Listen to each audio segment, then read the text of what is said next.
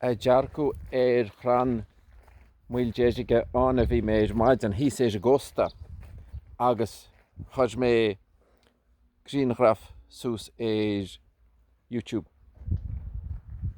agus bhí sé anmhór agus an glas agus na dileogaí Har bheith mór agus an ard.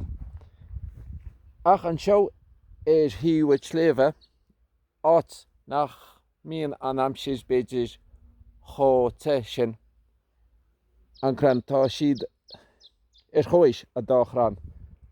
Ach ceannatá agamsa an seo hús híú sléomh. Níl sé chomór sin, níl sé cho glas sin, níl sé cho suntasach sin le feiceáil ach má hagann tú níos gaide feictear go bhfuil muil deargaí a fás a feicinn sibhann sin chuid bhaith acu.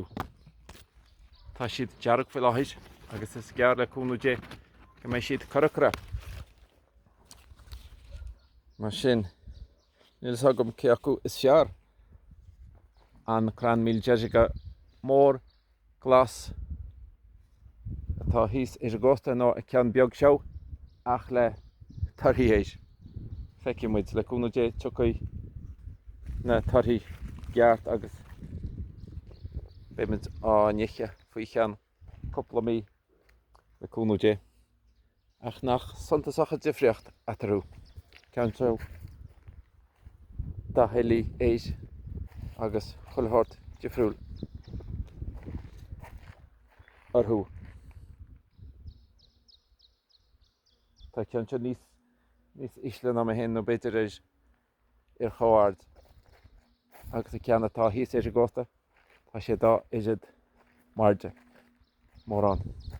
Ach feicimiid nó a thiocas an fómhar nó a bheith siad apí agus réile niche. Go sé bhdíochaíh a chuoine cára.